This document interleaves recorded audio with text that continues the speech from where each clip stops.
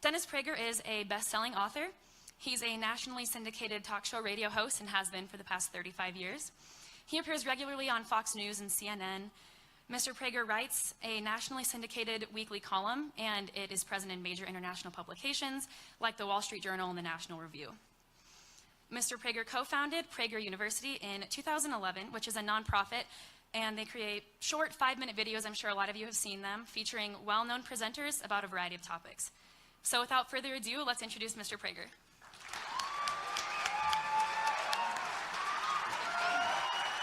Thank you. Thank you very much. Wow. Wow. Oh my God. Wow. Thank you. Thank you. I'm sure not all of you feel that enthusiastic about seeing me, but nevertheless, for those of you who are enthusiastic, I'm very touched. I really am touched. I want to tell you, I don't know if this is a good or bad thing to tell you, but I am known for being open, and I've taken risks, and it's usually worked. And one of my proudest achievements is I have been to all 50 states. But the prouder achievement will be when I have lectured in all 50. This is my 47th. So it's a very big night for me. So if you know anybody in Montana or the Dakotas, I will come and talk about aardvarks. Whatever is on their mind, I will just be happy to go there. I'm very happy to see you. I'm sorry about the raucous that ensued before my coming, and I want to address it because it's a very, very important thing to address, because it's happening all over America.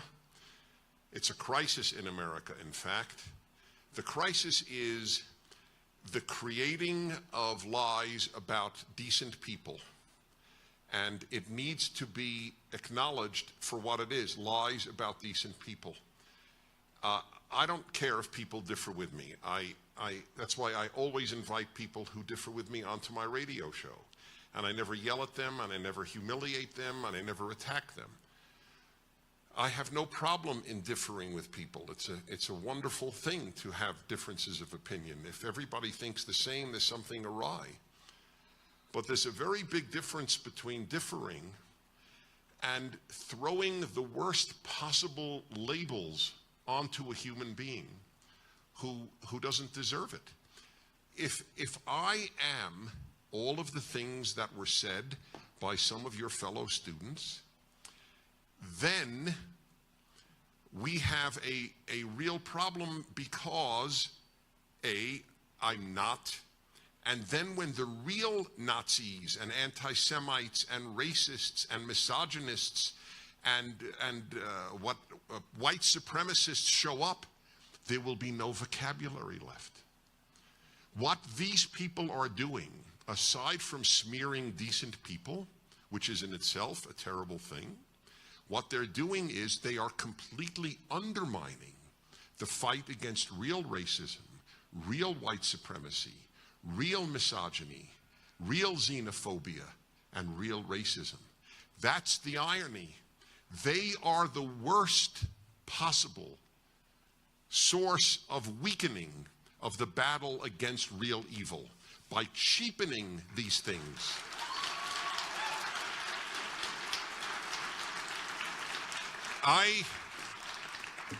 To give you an idea of really the absurdity, it's aside from immorality, the absurdity of the language used in my case. The very first statements said I was an anti-Semite. Now, theoretically, a Jew can be an anti-Semite. It's theoretically possible, but it's not common, right? It takes an effort to hate yourself. It can be done. Anything is possible, but in my case, it's particularly stupid. I've written 2 books on Judaism. One of them is the best-selling English language introduction to Judaism. It's been in print since I was 25 years old and wrote it at 25. It's still in print.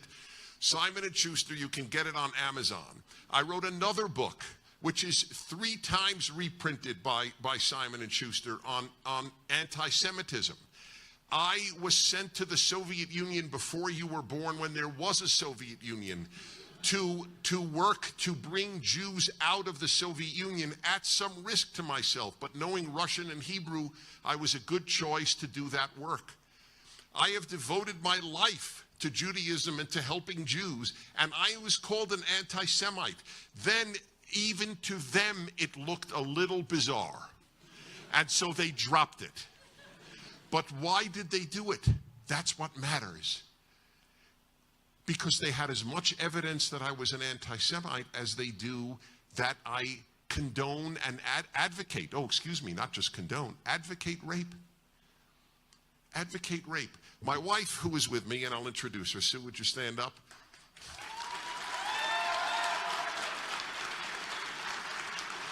So, my wife said to me tonight, she said, they don't understand how insulting it is to me as your wife.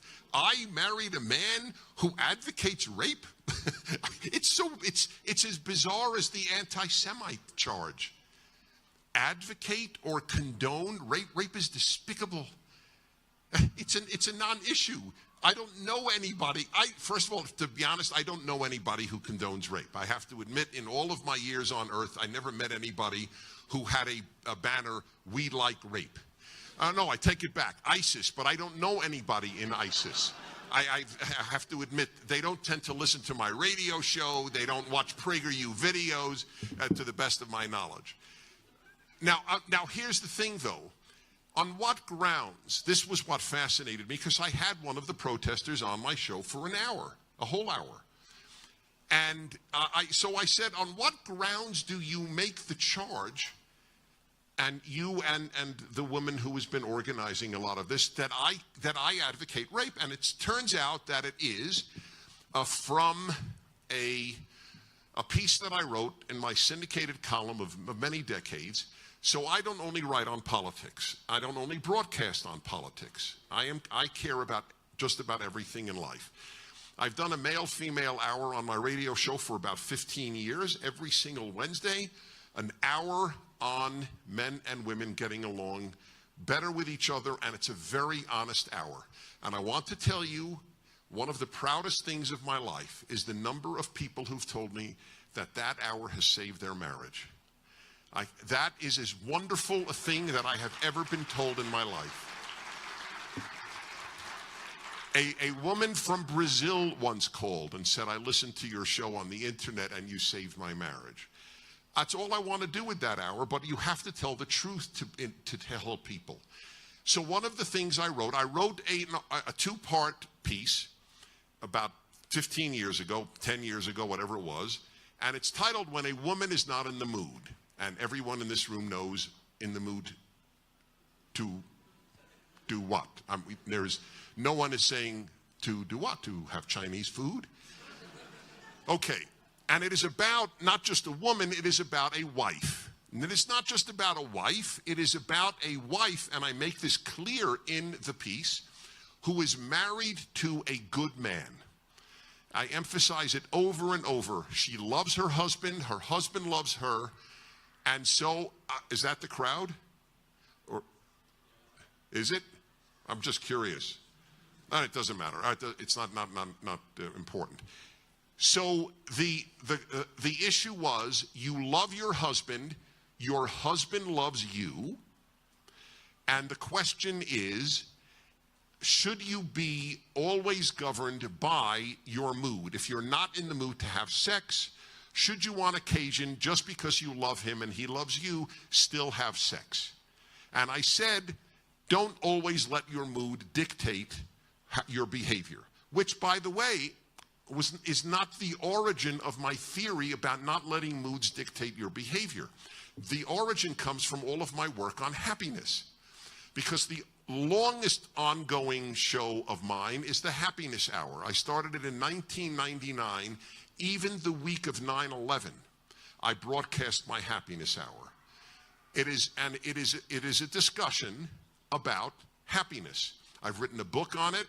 Happiness is a Serious Problem is the title, and that too has helped a lot of people.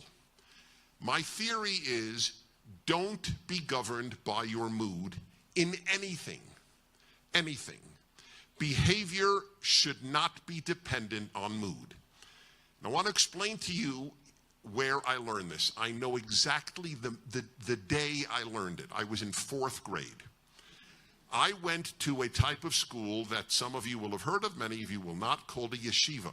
A yeshiva is 9 to 5.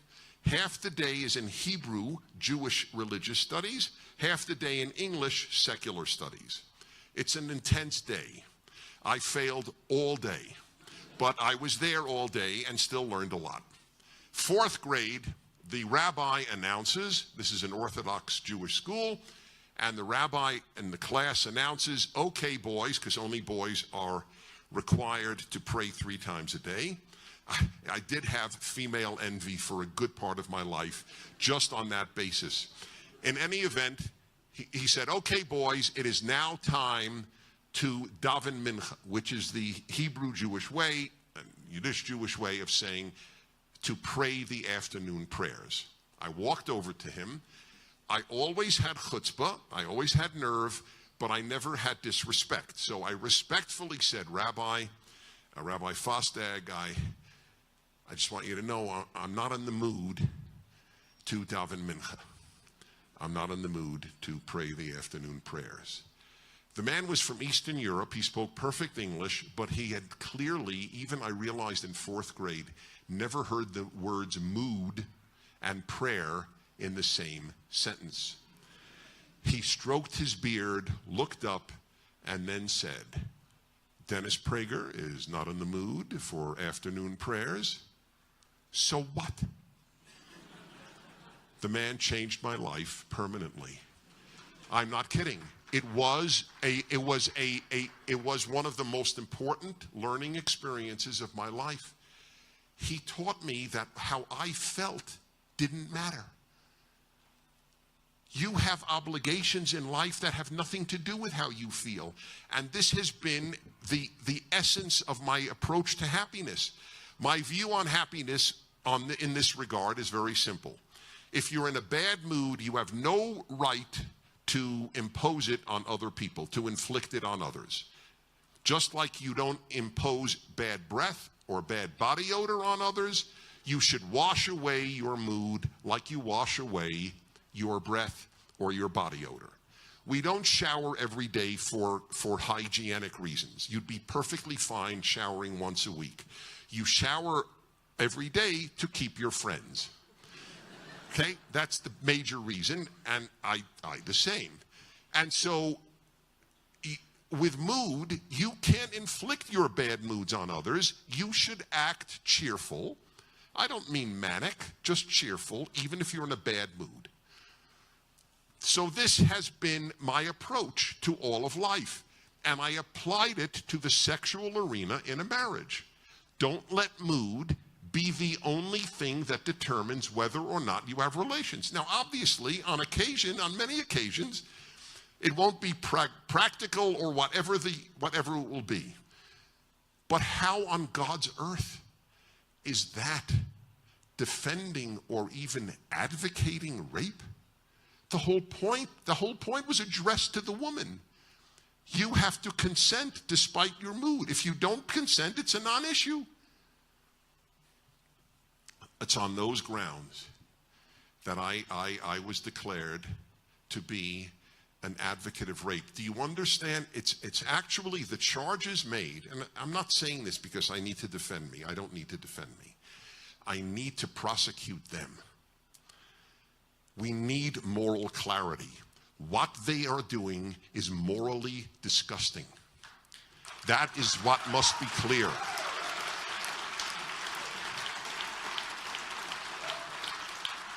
It's also intellectually pathetic. I am as much an advocate of rape as I am of anti-Semitism. What else was on the list? Let's see, advocate, oh yes, racist. So I asked this gentleman, how is it that I spew hate against blacks? Folks, I have written well over 1 million words. There is not a word I have ever written that could be twisted into spewing hate against blacks, and there's a very simple reason. Because to me, I have always said this.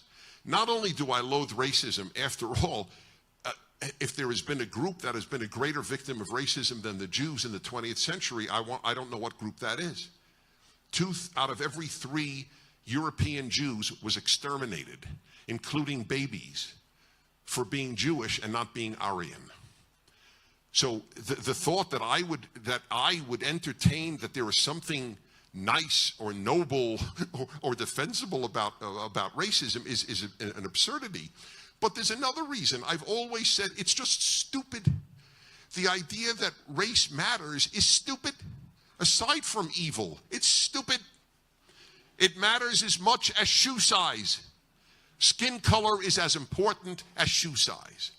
Okay, that's my belief. So where exactly did I spew hate? So the answer was that I have written that America is the least racist country that has ever had multi-ethnic and multiracial groups live within it. That's spewing hate. Okay, so I want you to understand the moral and intellectual foundations of the charges made. And by the way, I stand by that. One of the reasons I love America, and many reasons I love America, is precisely that. Here's just a little statistic I'm sure you don't know, but believe me, I wouldn't tell it to you if I weren't certain of it. It was printed in the New York Times in the 1990s, if not the 1980s. More black Africans have emigrated to the United States willingly than came over on slave ships. Does that in any way mitigate the evil, the sheer, undiluted evil of the slave ship, a torture ship on the sea? Of course not.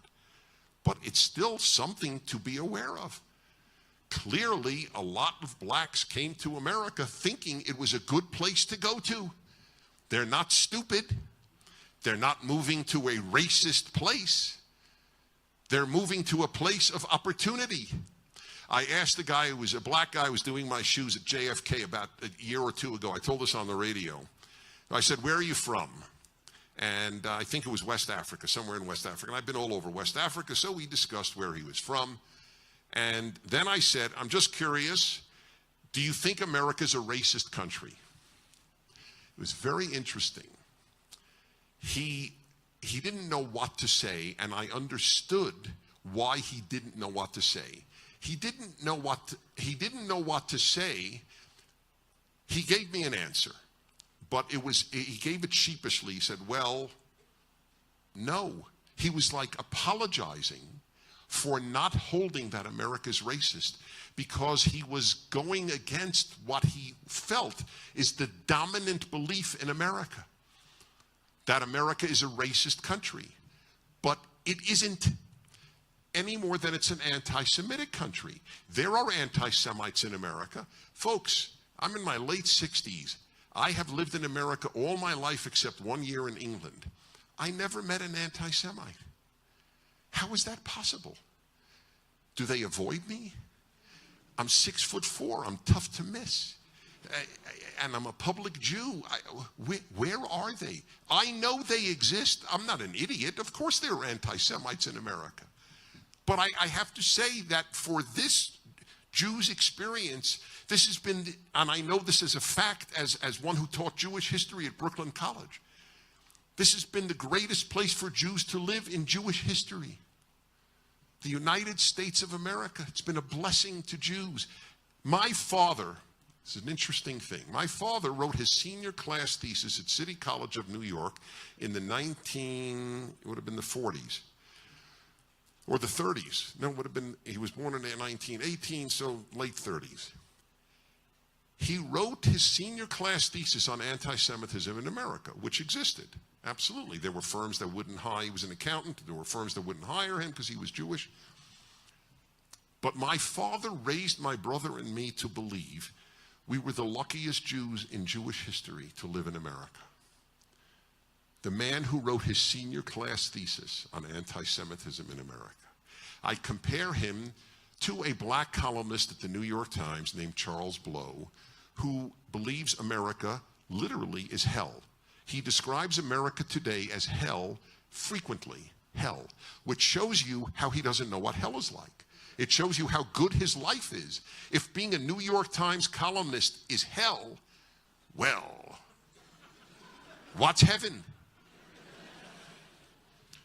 And he raises his children about how racist Americans are. And all I could say is I feel terrible for his children.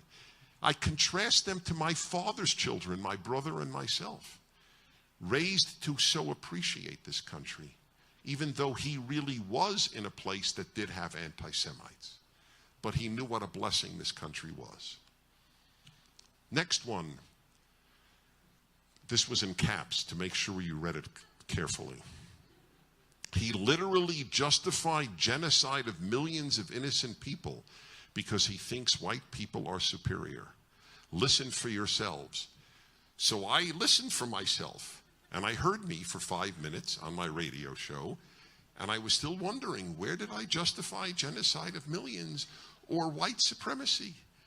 How do you listen to that and come away thinking I justify genocide or white supremacy?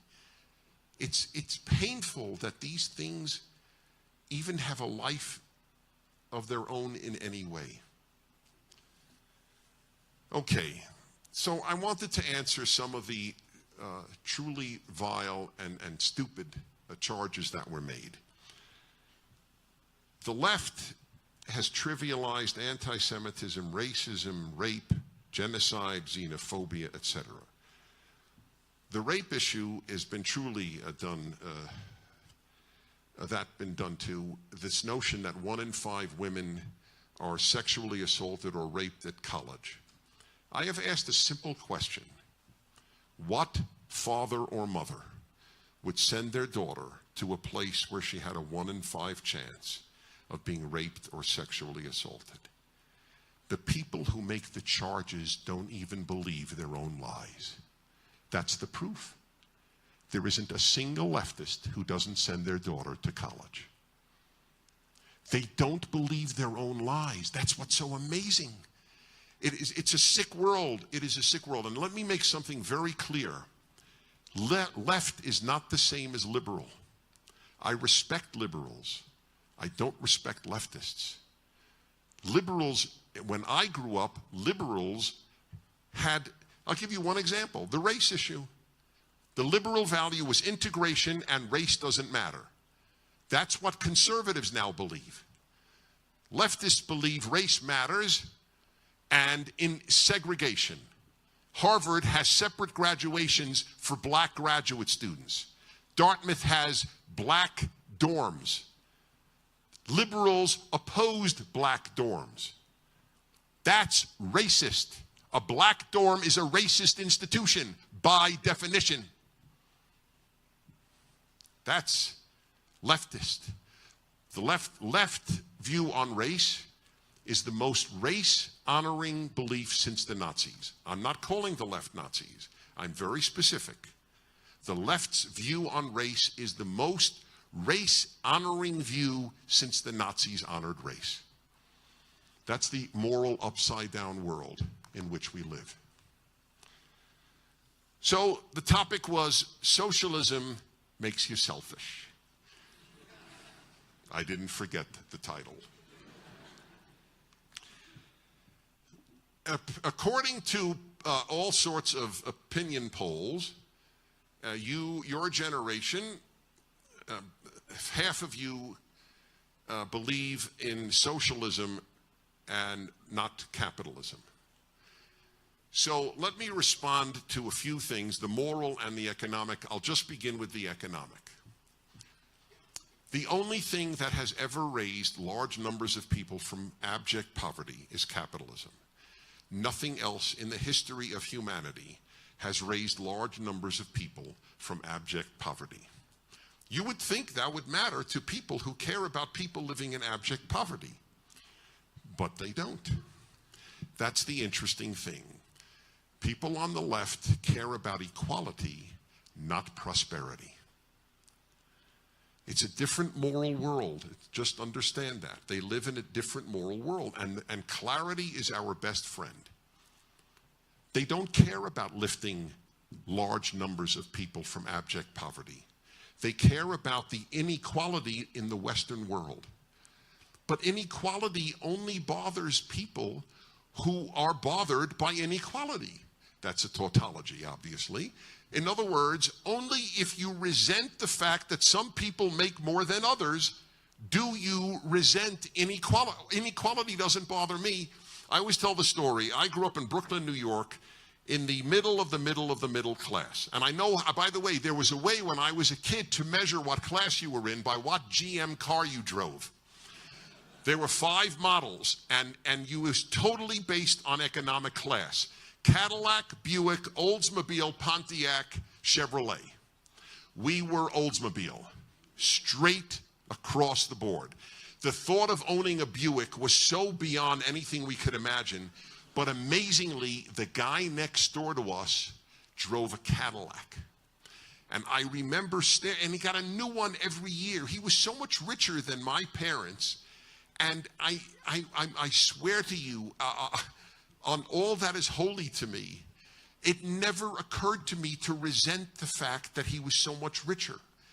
My father or mother never evinced even a hint that Mr. Klein, to this day I don't know what his first name was. We only knew adults as Mr. or Mrs. I knew he's Mr. Klein. Mr. Klein got a new Cadillac every year. All we thought was, lucky Mr. Klein. That was it. Hooray for Mr. Klein. He got a Cadillac. But it never occurred to me that having an Olds was 2 steps down. It's just the way it was. We couldn't afford a Buick and we couldn't afford a Cadillac. That's it. So what? I mean, do you resent shortstops make more than surgeons? Is that fair? No. In some utopian world, it isn't fair because surgeons save more lives than shortstops. Okay, that's just a fact. But it doesn't matter. In a free society, shortstops will make more than teachers and surgeons and nurses and all people doing sweet and good things. That's just the way it is. And it's okay. Why would it bother me? If they make their money legally and ethically, why do I care? I don't care. They care because they covet. They resent the fact that some people have more than others. Capitalism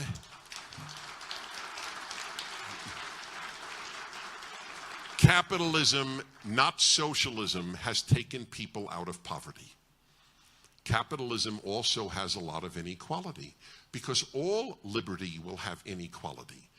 If you develop an iPhone, you make a lot of money. That's just the way it is.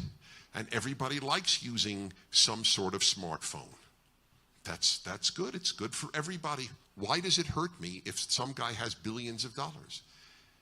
It doesn't hurt me in any way. It helps me because I am more productive thanks to what that person has developed. Socialism spends the money that capitalism creates. That is what you need to understand. Socialism does not produce wealth. Only capitalism produces wealth. And the only moral question is not why is there poverty? The only moral question is why is there wealth? Poverty is the norm. Wealth is the aberration. All of the world was impoverished, but capitalism saved them from it. So that's the moral argument just for raising people from poverty. Now the other moral argument. Socialism and all of the doctrines of the left make people, generally speaking, more selfish and in many other ways morally worse than they were before. Well, let me give you the biggest single example. Let me read to you a statistic. Americans give more charity per capita per income than any other people in the world. Okay? Let me read to you. This is the Comparative Nonprofit Sector Project at the Johns Hopkins Center for Civil Society. It compiled a ranking of private philanthropy in 36 countries from 1995 to 2002. Based on giving alone, the United States comes first, giving 1.85% of GDP. followed by Israel at 1.34%. By the way, isn't it interesting that the two most hated countries in the world are the two most generous countries in the world? Isn't that fascinating? It shows you how sick anti-Americanism and anti-Zionism are. I have that in my book my book on anti-Semitism has a whole chapter on anti-Americanism. Next, one fact stands out. This is Forbes, December 26, 2008. Among developed nations, those with higher taxes and bigger social safety nets tend to have lower rates of giving. You hear that? The countries with higher taxes and bigger social safety nets produce cheaper people, produce less generous human beings. I'll explain why in a moment. In charitable giving as a percentage of GDP, nations with cradle-to-grave welfare systems rank far down the Johns Hopkins list. Sweden, 18th, France, 21st, Germany, 32nd. Why? Here's the answer. In American history, before socialism caught on, in American history, this was the belief. I have to first take care of me, then I have to take care of my family, then I have to take care of my community, and then I have to take care of my whole society. That was the belief. Socialism kills all four. The state will take care of me, the state will take care of my family, the state will take care of my community, the state will take care of my society, which produces finer people. It's so obvious that it is indeed a rhetorical question. If you think that you are morally obligated to take care of people, you're a better person than the person who thinks the state will take care of my mom. Why do I have to? And that's the way they think in much of Europe and in all of these other cradle-to-grave welfare places. Indeed, I don't have to take care of me. Today, a lot of your generation, indeed, I shouldn't say your generation, 10 years older than you, still live with their parents, playing video games in the basement. Mom and dad will take care of me, and if they don't, the government will. The rich will take care of me. And this is considered a moral idea. Well, it obviously isn't. There is nothing more beautiful than taking care of yourself and taking care of your family and community. That's the way it worked. When I moved to California in 1976, I joined the Rotary Club. It was then all men. Men got together every week, and all they did was talk about all the good they could do for kids who had mental illness, kids who had physical deformities, or whatever it might be. That's all they did at the meetings.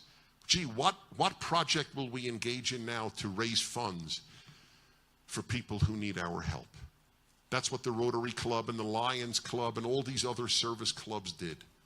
That's what Americans did. Read de Tocqueville on how Americans would form associations, non-governmental associations, to help each other.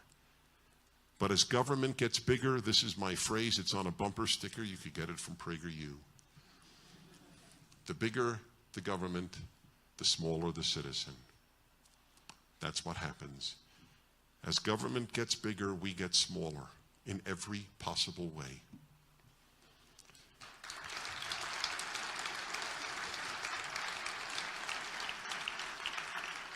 The state will take care of me.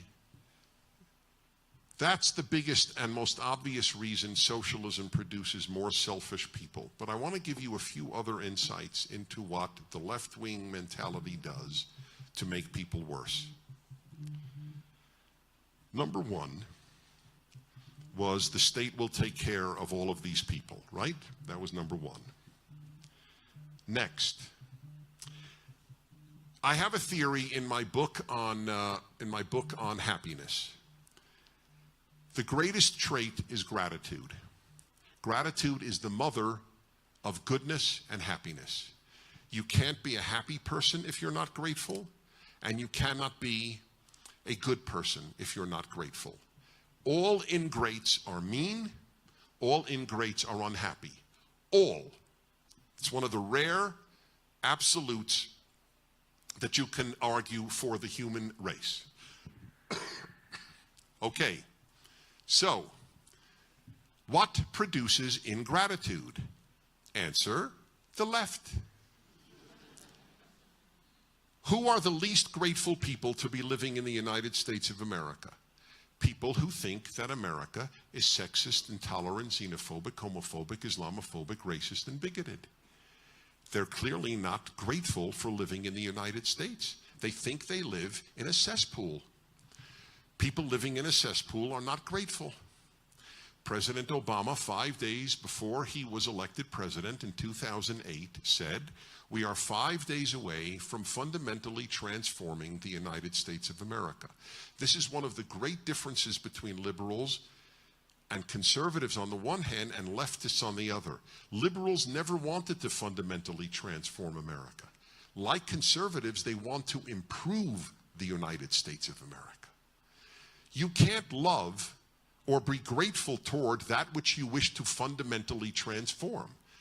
Ask if you met a man who said, "I really love my wife, but I would like to fundamentally transform her." Okay, so that answers my question. You would find it a bit dubious, and you'd be a little skeptical as to how much he really loved her. If you loved her, you wouldn't want to fundamentally transform her. Or if you loved him, you wouldn't want to fundamentally transform him. That's the way it works. You don't love what you wish to fundamentally transform. You're not grateful to be in a place worthy of fundamental transformation. That's how much contempt the left has for the greatest country in human history. That is how much contempt, that they wish to fundamentally transform it. These people are ingrates. They are not grateful to be living in a place that has done so much for them. That is what is so amazing. And ingrates are unhappy, and all ingrates are mean. There is no kind ingrate on earth. It doesn't exist because you feel that way. So they are ungrateful for being in America, and ingratitude produces worse people. It also produces something else, which is morally problematic. Angry people. You may have met a few of them on your way in. Angry people are also not kind people. Oh, I have a friend, he's always angry, but he's such a sweet guy. He's a joy to be around. Yeah, he's angry at everybody, and he's angry all the time, but he radiates goodness. It doesn't work. The angry and the ungrateful are not nice. They're not kind. They're not good. They're so angry, they're mean. So let me read to you from the New York Times 2 days ago. One of its columnists, a feminist. Are you ready? This is one of the great lines, and you know why I love this line? Because I agree with her. Feminism is the collective manifestation of female anger. I love when I agree with people I don't agree with. That's exactly right. That's what it has become. So, by the way, her whole column is how it takes bravery to be angry, which is so bizarre that I can't begin to tell you how foolish that notion is. It takes bravery not to be angry in life. It is unbelievably easy to be angry. Every one of you has reason to be angry. There isn't a human in the history of the world who didn't have a reason to be angry. That is the human condition. It takes bravery and it takes moral courage to conquer your anger and to become grateful. That's what religion does, and that is why Marx hated religion. It was the opiate of the masses. It taught the poor how to live in poverty without being angry. He hated religion because then they won't make revolutions. That's the source. That was my field, Marxism. I was at the Russian Institute at Columbia. I read this stuff. That is what he believed, and that is what the left believes to this day. A black who does not believe America's racist, a Hispanic that does not believe America's xenophobic, a woman who does not believe America's misogynist is a defector to the cause. There is something wrong with them. They must be shut down. They're defectors. That's the way they're viewed. A happy, grateful black, happy, grateful Hispanic, happy, grateful woman, they are the enemy of the left. They are the living refutation. This is why the left produces worse people. It just does. Do they mean to? I don't care. No, I really don't care. The older you get, the more you realize in life intentions don't matter. They judge capitalism by its intentions and socialism by its intentions, and that's why they prefer socialism. Socialism doesn't work. Capitalism raised people out of poverty. Capitalism makes people care for other people, but they prefer it because capitalism is rooted in greed. Because we all know that greed is abolished as soon as you have socialism. People who are in power in socialist regimes are no longer greedy. See, look at the leaders of Venezuela. No greed. Stalin was not greedy at all. It's mind-boggling. It's just mind-boggling. It is an upside-down world in which we're living. And no place more than most universities. And by the way, speaking about universities, may I as well add my words of admiration and thanks to the president of your university.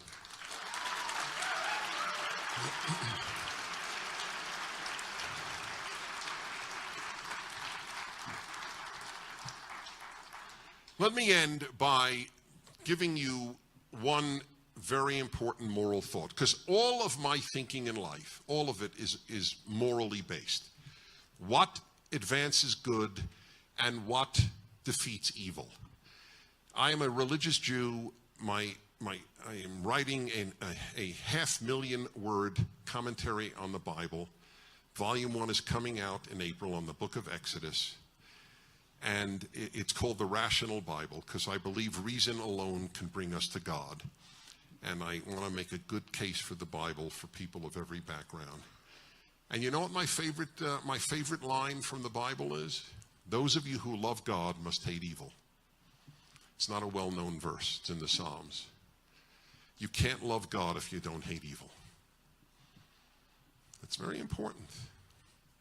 By the way, that was what alienated me from the left from my earliest days. They didn't hate communism. If you didn't hate communism, there was something morally wrong with you. 100 million people were killed by communism in the 20th century. You were supposed to hate communism and Nazism. If you only hated one, then you didn't hate evil. This is not known. The number of deaths due to communism is not known. You should all read the Black Book of Communism. It's published by Harvard, not known as a conservative entity. French scholars wrote the book on what communists, how many they killed and tortured and enslaved in every society. So what, therefore, is the most important question every society needs to answer? Here it is. How do you make people good? One of the biggest differences between conservatives, and here I even think liberals, but certainly leftists, is we believe that people are not basically good. Not evil, not necessarily believe people are basically evil, but human nature is not basically good. As I always have said, and when I've spoken about this, babies are not born good. Babies are born innocent, true, but not good. I want mommy, I want nipple, I want to be fed, I want to be comforted. And if you do not do all of these things immediately, I will ruin you. Okay? Now, I'm not blaming babies for being self-centered, but you have to grow out of self-centeredness at some point in life, or you're not good. A baby has to be self-centered or it doesn't survive. People who believe that human nature is basically good are not the heirs of the American Revolution. They are the heirs of the French Revolution. The founding fathers, the geniuses who founded our country, knew people aren't basically good. That is why God and religion are so important to every single founder. Not every founder believed in the Christian Trinity. Every founder believed in the importance of the Bible and the God of the Bible, including Franklin. Every single one. Washington said in his farewell address, I am paraphrasing, we would be fools to think we could survive without God and religion. Morality would crumble. A lot of conservatives don't know this, by the way. A lot of conservatives think that secularism is okay for America. It's okay for the government, but it's not okay for the society. The belief in the founding of this country was, if people are not going to be accountable to God, then we'll have a government to which they will feel accountable. But we don't want people accountable to the government. We want a small government. This is the only country in the history of the world founded on small government. But it won't survive if people don't have a big God to be accountable to. That's huge. The most important question, therefore, is how do you make good people? And that is why I worry. I am worried about our society. The way in which Americans made good people was through character education using the Bible. That was the way Americans made good people. They sat around at evening and they read the Bible and they got wisdom from it. I'll end with the great epiphany of my life. It was when I was at Columbia in graduate school. And I must tell you, I was in the 70s and there was all the riots taking place. And I got to tell you, I felt like I didn't belong. I felt very out of it. And so I kept asking myself, why are so many brilliant professors teaching me nonsense? They were teaching me that men and women were basically the same, that if you gave a girl trucks, she wanted trucks, and if you gave a boy dolls, he wanted dolls. By the way, it's not true. The president of Harvard gave his daughters trucks, and they ended up with a daddy truck and a mommy truck. He tells the story. He tells the story. And another person who gave his daughters trucks, they ended up, the big truck had little trucks inside because the big truck was pregnant. Okay, all right, just so much. So I was taught that America and the Soviet Union were equally responsible for the Cold War. I was taught nonsense by brilliant people, and I didn't understand why. One day, walking around Columbia, so help me God, this is what happened. I wrote it, you could see it, How I Found God at Columbia. It's on the internet. All of a sudden, a phrase from Hebrew came to my mind that I had said every day in the morning prayers in my yeshiva. Reshit Chochma Yirat Adonai. Wisdom begins with fear of God. And that answered the biggest puzzle of my life. Why was I getting no wisdom at Columbia? Because there was no God at Columbia. No God, no wisdom. There are many kind people who are atheists. There are many jackasses who are religious. I fully acknowledge that. Okay? Truth is truth. Truth is always number one. But there's no wisdom in the secular world. There's brilliance. There's knowledge, but not wisdom. That is the reason.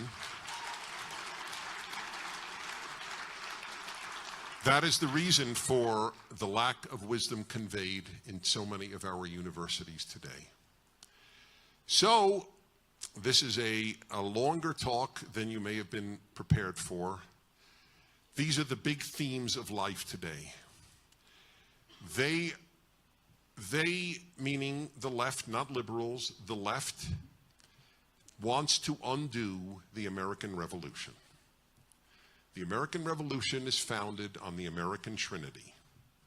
The American Trinity is found on every coin. Liberty, in God we trust, e pluribus unum. The left wants equality over liberty. It wants a godless or secular society over a God we trust society, and it wants multiculturalism rather than from many one, which is what e pluribus unum means. That is the battle in a nutshell. I hope you'll decide to fight it with good humor, but with great courage. Thanks for having me. Thank you very much. Thank you. Thank you. Thank you very much. I appreciate it. Thank you. Thank you. Thank you. Thank you. Thank you. Thank you again. Thank you. All right. Thanks so much. Always a little embarrassed. I still have to handle that better. What's on? All right. Hey. So now, folks. By the way, I'm just don't raise your hand to make me feel good. I want to have a sense. How many of you have seen a Prager University video? Oh wow. I'd like to see the others afterwards, if that's okay with you. That's great. That really that makes me feel good. We have over 500 million views this year, and the single largest number of viewers are under 35 years of age. So it's making a difference, and there's a lot of wisdom that can be taught in 5 minutes. And you will see all these attacks on us. By the way, you know, YouTube has restricted 30 of our videos on the grounds that they are inappropriate for young people. Do you know what one of them that they put on the inappropriate for young people is? It is one that I happen to give. I only give about 15% of the videos, and it's one that I give. I give 10 on the. I give 11 on the 10 commandments on each of the commandments, and then an introduction. They have put on the restricted list, though I just learned today it was removed from the restricted list. Is that right? Maybe. Okay. But it's been on. Thou shalt not kill. And I'm thinking, why is that inappropriate for kids? Isn't that something we would want to teach kids? It's so bizarre what they have done. Anything that defends America is immediately put on the restricted list. It's clearly not appropriate for a young person. So there are fights to be fought. Okay, so line up. Is that right? A line up? How is it working? So we're going to be asking people to just raise their hand in the audience, and then we have a microphone over there, and then I have a microphone, and we're just going to be switching off, getting people to ask questions to Dennis. So raise your hand if you have a question. Great. So start over here. So we don't really want to hand the mics off. So well, you might have to. I don't know what else you can do. Yeah, because otherwise right. I won't hear them, and most people all won't. Right, in the just return the mic. That's all. You know, because I have a video on Do Not Steal as well. Okay, so recently I've been told that as a white male that I can't have an opinion about certain topics, like you know, poverty with blacks. I can't empathize with them because I'm not black, or because I don't have a uterus. I know nothing about abortion. I know nothing about, you know, blah blah blah blah. So basically, I just wanted to get your opinion on that, and what would you say to somebody that says that to you? Well, this is very new. The notion that there is no such thing as logic or morality, this is the ultimate reductionism of moral thought into race and gender. So if you have a uterus, you can opine about abortion, but what if you have the wrong opinion? What if you think most abortions are not moral? Did you lose your uterus? What happened there?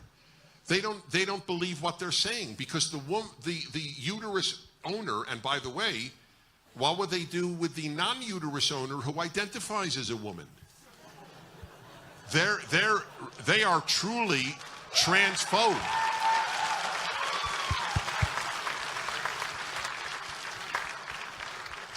Since when do you need a uterus to be a woman? That's the first reaction that I would have for that individual. They're clearly transphobic. But No. I am making fun of it because it deserves to be made fun of. I'm not making fun of transphobes. Excuse me, I am not making fun of those who are transgendered. A person who is not at peace with the sex into which they were born is a massive tragedy. It is a sadness that I can't even begin to imagine. So that's all I have is sympathy. But I'm not going to change the definition of men and women because a tiny handful of people are in pain. We need to address their pain. We don't have to state that there's no definition to male and female. And by the way, if you undergo all the changes, then I honor your change. It's not this is common sense is fine with me.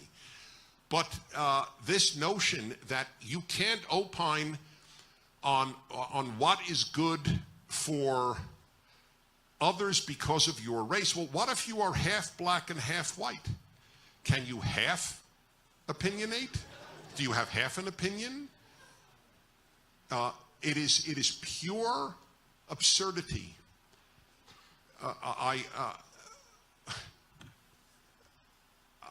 I really worry about the West because this is not just in the United States. This is true in all the Anglo-Saxon countries. Australia is as bad. Canada is as bad. And so is the UK. New Zealand has already left planet Earth. So that's a separate issue. But it's actually very worrisome. You can't have a moral opinion unless it affects you. But aren't girls being aborted? Anyway, the notion that the mind and morality are gender-based or race-based is, again, moving us into Nazi territory. It's very sad if people have bought this stuff. But if enough teachers tell young people these things, and they don't get to see alternate opinions like tonight, or which is what they want to close down, they are afraid of people like me. And they're right to be. They really are. There is no reason or morality on their side. And so they must have a closed world that does not allow videos or speakers who have alternate opinions. That's a very, very troubling thought. You can't have an opinion if one thinks, for example, if one says, as my dear black friend Larry Elder, whom I brought to radio and is one of the most popular talk show hosts in the country, you should all tune him in. Larry Elder is one of the major intellects of our time. He's also black. He believes very simply, if you work hard, if you get married before you have children, graduate high school, get a job, you'll be fine. That's it. It doesn't matter what color you are, what race, what ethnicity, what anything. And that's the truth. Or as I would like to have a billboard. I'm thinking of this actually because I'm thinking of having PragerU put up billboards. And it's only a matter of money. And I would like to put up a billboard that said something like this. Which would reduce gun deaths more? More fathers or fewer guns?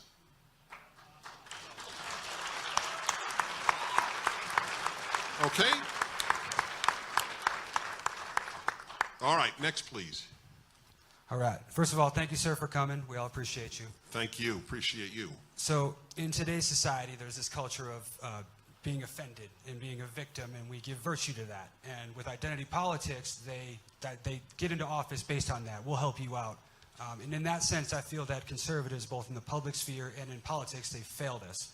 So they failed what? I'm sorry. Conservatives have failed us as conservative citizens. I personally don't feel right there, and they have failed us by not doing what, or by doing what? By not doing anything to let this identity politics scene take over. Oh, in other words, by not fighting identity Correct. politics. Go on. So I was wondering, can you speak to that? And in a room full of probably a bunch of young people that are going to be up and coming in politics, good. Where's their voice? I just had the honor of being invited to speak to a dozen Republican congressmen in Washington. We had about 3 hours at dinner. It was just myself and the congressman and my wife. And I told them what I tell every Republican in politics: you must understand the threat that the left is to the American project. If you don't, you're taking up space. You are not running against Joe Blow or Henrietta Blow. You are running against a person on the left. You must make clear the dangers of the left to the country, not of liberalism, but of the left. If you don't, we will lose. Identity politics is as un-American as you can get. The idea that listen, the American Trinity, if they would just preach that, liberty in God we trust, and e pluribus unum. E pluribus unum means from many one. It's the opposite of identity politics. We are all American. If you want to have your own culture, you want to honor your Italian origins, who was against that? Nobody had a problem with that. I went to a Hebrew-speaking school, but I am an American. I love America. I was taught in my yeshiva by East European Jews who survived the Holocaust that this is a melting pot. Guys with yarmulkes were telling me this is a melting pot. They didn't believe in identity politics, and they certainly had a Jewish religious identity. So there's not an issue of having an identity. A racial identity is a problematic issue. That is a problematic issue. What does the biracial person have? A biracial identity? What does the triracial person have? What if you have ancestors from 4 different ethnic groups? What are you then? How about American? What's wrong with that?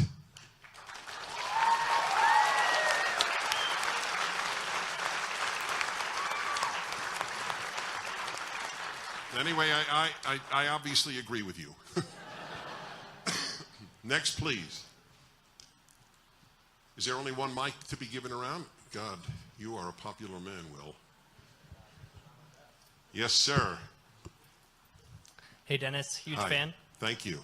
So, like you, I think that it's crazy how socialism and those ideas have infiltrated the youth of America. And my question is, what do you think, like, the root cause or some of the root causes is of this newfound idealism? You mean the newfound idealism of the left, you mean?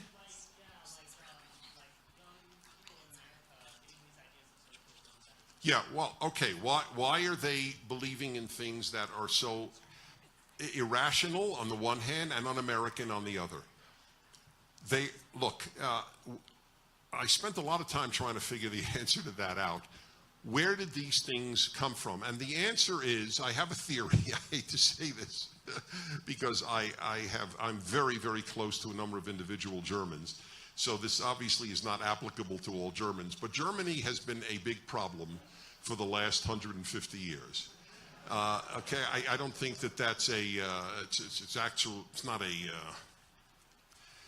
controversial statement to make among people who know the last 150 years. But it starts before World War I.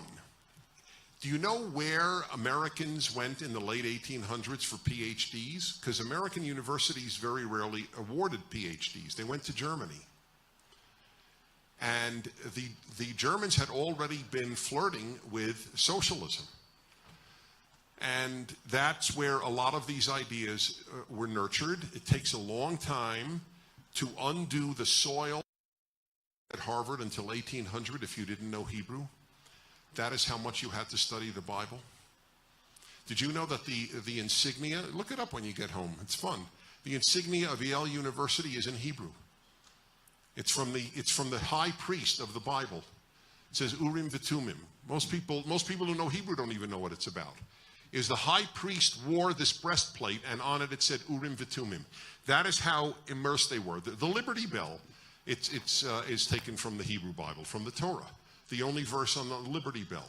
These were Bible-based universities, founded by Bible-based people who believe you had to study God and the Bible. Theology is the study of God. But with the PhDs from Germany coming back, it started to stop, and that is where a lot of the origins and finally coming to fruition with what you see today. How many of you have heard the phrase the greatest generation as applied to the World War II generation? About half of you. Okay, my father fought in World War II. They were a great generation. I don't know if they were the greatest. There were a lot of great American generations. But in any event, they were a great generation. But they made one huge mistake. They didn't teach their children, that's my generation, the baby boomers, what America was about. They took it for granted. They didn't think they had to teach their kids what it was about. And as Franklin put it to a woman who said, "How long will we have our country?" He answered, "As long as you can keep it." If you don't teach good values for one generation, it's all lost. It's unbelievably easy to destroy. It's unbelievably hard to build. I always say to the left, because they're very angry at the Boy Scouts, they say the Boy Scouts are homophobic and all sorts of things. And I've always said, so why doesn't the left create a Boy Scouts? Right? If you don't like the way the Boy Scouts are run, why don't you make an organization that shapes boys into men? The single most important project in any society is shaping boys into men. But they don't. They only know how to destroy. There's no left-wing Boy Scouts. It doesn't exist. It will never exist. So that generation, my parents' generation, not in my own parents' case, but in many parents' cases, didn't teach what we stand for. We have to redo the American Revolution. That's your job. It's my job too. But that's our job, or we'll lose it. Next, please. Thank you for coming. Yeah, right. With the left so entrenched in many academic institutions, how do you take that control back, or battle that? Well, I have some very troubling answers. In many cases, it's a very big mistake to give money to universities. Private individuals, they're still in love with their alma mater, even though their alma mater, people will give, let's say to Yale. Yale now, you can get a BA in English and not read one Shakespeare play. University of Pennsylvania took down the mural of Shakespeare in the English department because he's a white European male. I thought he wrote the best plays in human history. I didn't think he was up there because he was white or male. I thought he was up there because he wrote the best plays. The President of the United States, Donald Trump, said in Poland a few months ago that we have to protect Western civilization. From the New York to the LA Times, the entire left-wing media, which is redundant, said this was a whistle call to white supremacists. So they equate preserving Western civilization with white supremacy. In other words, there's nothing intrinsic in Western civilization to protect. The New York Times classical music reviewer chided the president for saying that we have to, after all, protect the symphony. Who else wrote the symphony? It came from the West. Now, I know a lot about classical music. I conduct symphony orchestras as an avocation. And so I know the symphony or the concerto or the piano sonata or the violin sonata or the trio. I mean, Western music is the greatest music ever written. That's not because I'm Western. Japanese believe that. The Japanese are producing the best Bach recordings in the world today. Not because he's European, but because Bach wrote the greatest cantatas ever written in history, period. They are crazy about Beethoven. They are crazy about Bach because it's the greatest music. Hey, I love Jewish music, but I don't compare what I sing in synagogue to Beethoven. It's like it's another world. Hello, I know that. I know that. It's lovely, but that's all it is. But the guy at the New York Times wrote, obviously the president has never listened to Indonesian gamelan music. So I decided to listen to Indonesian gamelan music because he said that is comparable to Beethoven's Third Symphony. So I played Indonesian gamelan music on the radio for my listeners. I am not knocking Indonesian gamelan music. There's no doubt it has depth and emotional power to Indonesians that I don't relate to, just as my synagogue service has songs that you wouldn't relate to, like Gefilte Fish. None of you would relate to Gefilte Fish. You never even heard of it, which is your lucky day. It is a Jewish food that is really made for cats, but humans eat it. In any event, the notion that this guy is serious, Indonesian gamelan music is on the same plane as Beethoven's Third, it's an insult to Indonesians. They don't believe it. There's a Jakarta Symphony Orchestra, but there's no New York Gamelan Orchestra. That's the problem. But we can't say these things. So it's a big battle. I think a couple of more. Who's got a mic? Because I can't call on you. It's really up to Will. And by the way, if you slip him a dollar, he may, just a thought. Go ahead. Yes. Hi. Hi. I have been personally affected by socialism because I grew up in Venezuela. And so you mentioned Venezuela, and I'm just curious what you think the solution is for Venezuela. It's the same solution as in Cuba, because it's really becoming a Castroite suburb. It's particularly dramatic because Venezuela was one of the richest countries in South America until Chavez took over.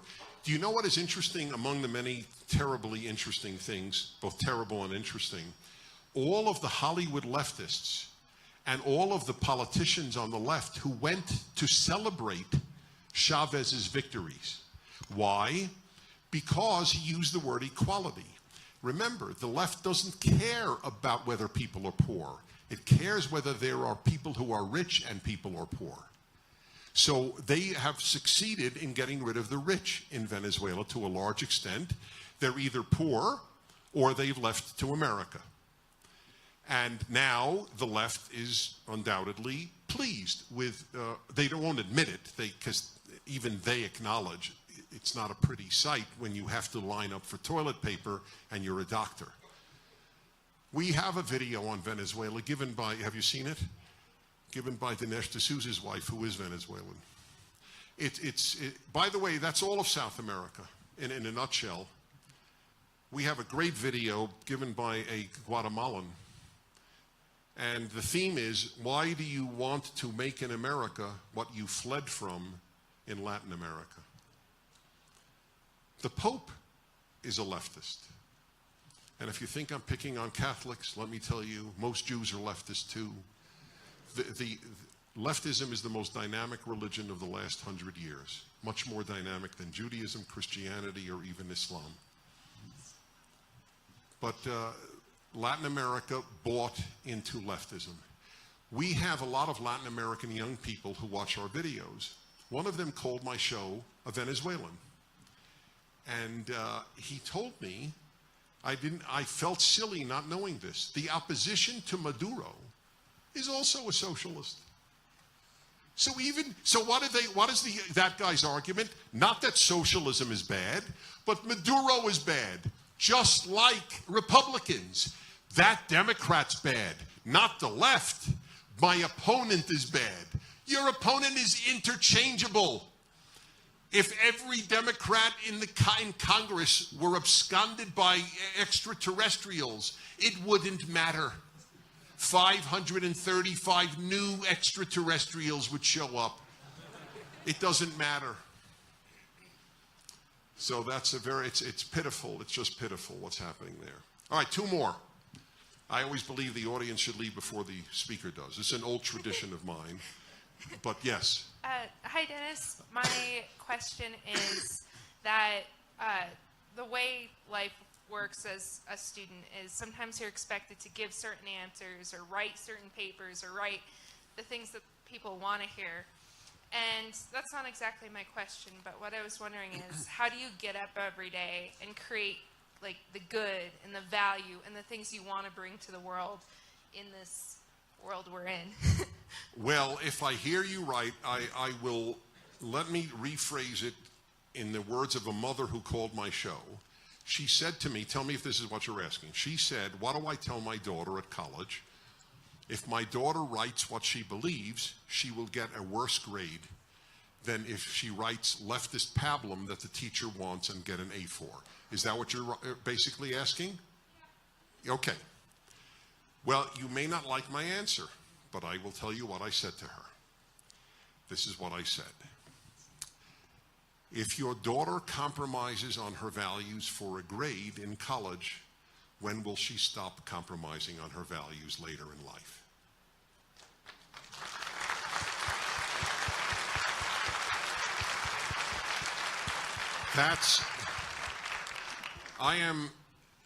If you're college age, I'm 3 times older than you. I don't normally pull rank like that, but the reason I'm mentioning it is, if you didn't learn more in your 60s than in your 20s, you are really a dummy. So I will tell you something that you need to hear. Over the long run, number one, life is a marathon, not a sprint. It's very important for you to remember. You don't have to win now.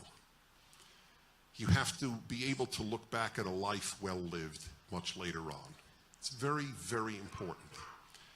Number two, integrity over the long run does win. That's what you need to know. You may not get the best grades, so you may not therefore get into the most prestigious graduate school or the most prestigious law firm. So what?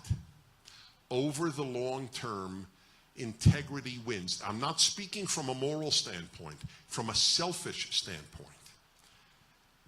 If you are true to your highest values now and always, you will prevail over time. You will lose at times, but you will keep yourself. And it works. Over time, it does work. So just know that. Let me tell you this thing about college, okay? Because this drives me crazy. And I have 2 boys. I raised them. I don't give a damn what college you go to. It's very atypical for Jewish parents who, when you say to a Jew, how are you, they tell you what college their daughter goes to. How are you? Oh, my daughter's at Yale. Oh, great. But how are you? My daughter's at Yale. I told you how I am. So this is, it's really unhealthy. It's a very unhealthy thing. But I don't have that at all. I didn't give a damn where my kids went to college, and I wasn't even that emphatic that they go to college. I want them to be good people, productive human beings, good Americans, hopefully religious people too, and that's what I want from them. And I always tell this story on my radio show. When people think how important it is to get into the best college. So here's an interesting little anecdote for you. I have been broadcasting 33 or 34 years. I have been asked everything because I answer everything. I'm very open. People ask me about my own life, about my family, about my divorce, my religion, everything. You can ask anything you want. And I answer. And it has been very effective. Even though it's difficult, it's been very effective. The first thing people say to me in the street or at an airport is, "Hi, I feel like I know you." And I always answer, "You do." And that's fine. So here is a very interesting little anecdote. I have been asked everything. I have never once, ever been asked what college did I go to. I give people my opinions on life, on politics, on men and women, on happiness, on good and evil, on God, every day, 3 hours a day, and no one has ever asked, what college did you go to? Why is that? Because they don't give a damn. That's why. You know who gives a damn what college you go to?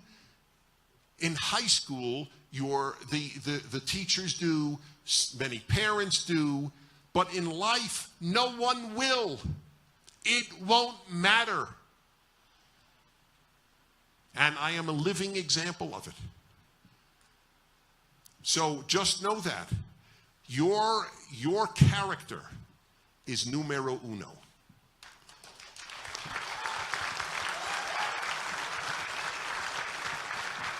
By the way, I got to tell you something. It says a lot for you that you applauded that line. It does. I'm not kidding. Maybe I'll move to Wyoming. Yeah. You're up for it. Yeah. I love it here. I do. I love it here. It's very special. Oh, my favorite line with one of your fellow students who was a protester on my radio show. He said, I have to admit, I love my line. If you can love your own lines, I love my own line. Because it was true, not because it was witty. It was witty, but it was true. That was what mattered. So he said something to the effect, people in Wyoming are really wonderful people. And I said, I know that. And then I said, and conservative. And he said, that's right. And I said, that's why.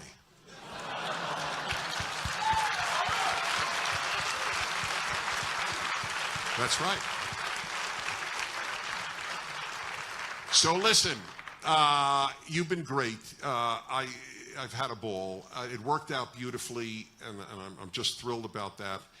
So just fight the good fight with good cheer, with good character, and I'd love to come back. So thank you for having me. God bless you. Thank you. Thank you again. It's been wonderful. It's been wonderful. Thank you, everybody. Thank you. Thank you very, very much. Thank you.